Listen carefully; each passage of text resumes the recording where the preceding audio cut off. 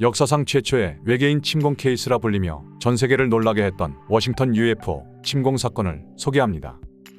1952년 당일 저녁 11시 40분 워싱턴 내셔널 공항 항공교통 관제사인 에드워드 누젠트는 레이더에서 7개의 이상한 물체를 발견하고 깜짝 놀랍니다. 워싱턴 남서쪽 25km 지점을 빠르게 움직이는 물체였는데 당시 그 위치에서는 어떤 비행체도 없어야 했기 때문입니다. 이 물체들은 정상적 비행 경로가 아닌 곳을 날고 있었고 속도 또한 일반 항공기라고 하기엔 비정상적으로 빨라 보였습니다. 누젠트는 즉시 관제탑 책임자인 해리 반즈에게 보고했고 반즈는 다른 관제사들에게도 이 물체를 확인하게 했습니다. 여러 관제사가 교차 확인한 결과 레이더는 아무런 문제가 없었고 그 와중에 이 물체들은 빠르게 날아와 공항 상공을 지나가게 됩니다. 관제탑 창밖의 하늘에 비행 접시 형태의 밝은 불빛들이 보였는데 믿을 수 없이 빠른 속도로 날아가며 순식간에 사라집니다. 당시 이 물체들은 공항 근처를 지나던 항공기에서도 목격이 됐는데 가속, 감속을 반복했고 정지하는가 싶더니 엄청난 속도로 사라집니다.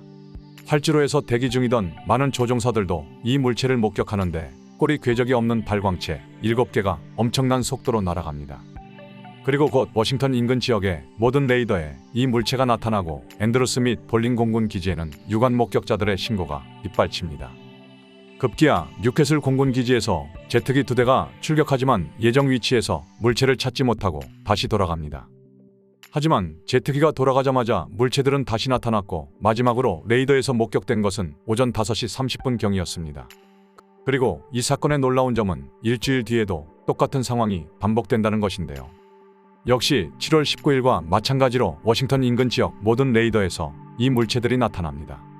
보시는 영상은 일주일 뒤인 7월 26일과 27일 사이에 찍힌 것으로 추정됩니다. 수십 년 동안 수많은 다큐에서 소개됐고 흑백 영상기 원본을 컬러로 리마스터링한 것으로 알려졌습니다.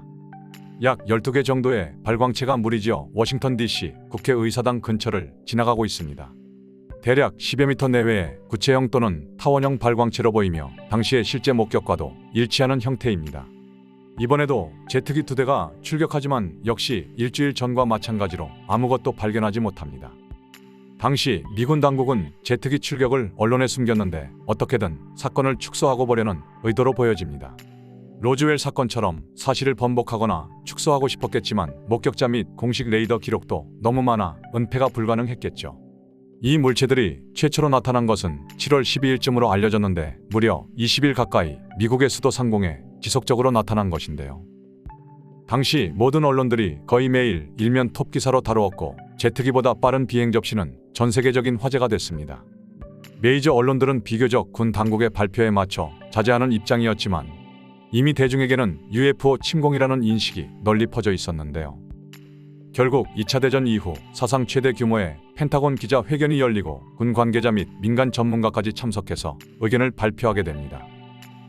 I am here to discuss the so-called flying saucers.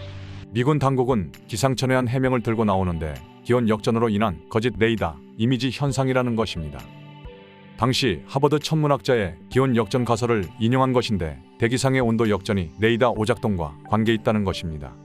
하지만 많은 관제탑 요원들 및 심지어 공군 관계자들까지 말도 안 되는 끼워 맞추기식 해명이라며 비판했습니다.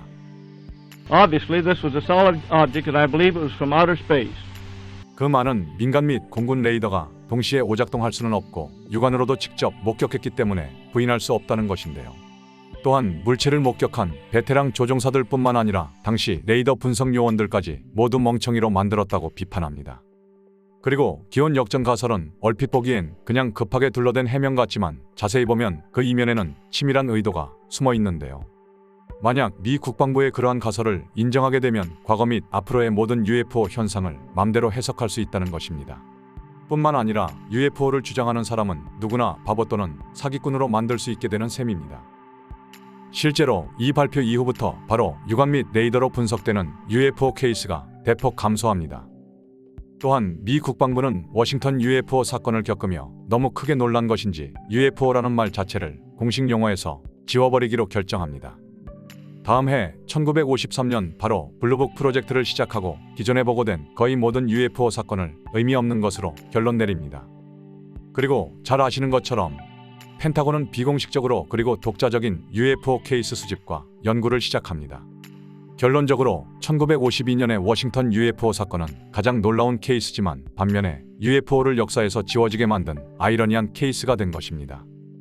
나중에 알려진 사실에 의하면 당시 출격한 제트기 파일럿은 격추시키라는 명령을 받았다고 합니다. UFO와 만나면 우선 착륙할 것을 지시하고 따르지 않으면 바로 격추하라는 트루먼 대통령의 직접 명령이라는 것입니다. 만약 당시 실제로 UFO를 조우했고 결국 발포했으면 어떤 일이 벌어졌을까요? 아마 떨어지는 것은 지구산 부품일 가능성이 높은데요. 어쩌면 당일 제트기가 UFO를 발견하지 못한 것이 일생일대의 행운일 수도 있겠죠. 실제로 지구 전투기가 UFO에게 격추되었다는 공식 기록은 없지만 비공식적으로는 그런 케이스가 몇 개 존재하기 때문입니다. 어쨌든 기자회견 당일 참석한 기자 및 민간 관계자들 중에서 펜타곤 해명에 동의하는 사람은 단 한 명도 없었다는데요. 심지어 미군 고위급 중에서도 납득할 수 없다는 사람이 많았는데 일부는 노골적 불만을 드러내며 회견에 참석하지 않았습니다. 또한 미 기상청에서도 기온 역전 가설을 비판했는데 레이더상의 점 형태가 아니라 안정된 선으로 나타날 것이라 말합니다. 수많은 목격자와 증거 그리고 비판에도 불구하고 당시 미군 당국은 왜 이 사건을 묻기로 결정했을까요? 당시 사건에 관한 CIA 기밀 보고서도 나중에 공개됐는데 그러한 결정의 이유를 잘 알 수 있습니다. 워싱턴 UFO 사건은 국가 안보에 영향을 미치며 대중 히스테리와 공포가 촉발될 가능성이 있다는 것입니다. 결국 UFO 현상 자체를 대중의 관심에서 멀어지게 하는 것이 절대적으로 필요하다는 것이겠죠. 아무튼 이 사건은 수많은 유관 목격자 외에도 다수의 민간 및 군 레이더에서도 동시에 나타난 특별한 케이스입니다. 기온 역전 현상이 워싱턴 반경 모든 지역에서 동시에 벌어졌다고 해도 레이더에 영향을 미치는 수치까지 같다는 것은 불가능할 것 같은데요. 현장 레이더 요원 및 기상 레이더 분석가들도 동의하지 않는다면 말 그대로 억지로 끼워 맞추기식의 해명 같은데요. 그럼에도 불구하고 이런 무리한 시도를 한다는 것은 빠져나갈 구멍이 그것밖에 없었다는 평가입니다. 만약 이 물체들이 지구의 것이 아니라고 한다면 과연 무슨 의도로 2주 넘게 지속적으로 나타난 것일까요? 어쩌면 UFO 현상에 인류가 어떻게 대처하는지 그 반응을 확실하게 알고 싶었던 것은 아닐까요? 인류가 UFO 현상에 어떻게 반응하냐에 따라서 외계인도 그에 맞춰서 대응한다는 것인데요. 좀 더 잘 보이게 나타날 것인가 아니면 확실히 숨을 것인가 등의 노출 수위입니다. 그리고 가장 중요한 것은 언제 우리 앞의 모습을 드러낼 것인가의 이정 조우 시기일 것입니다.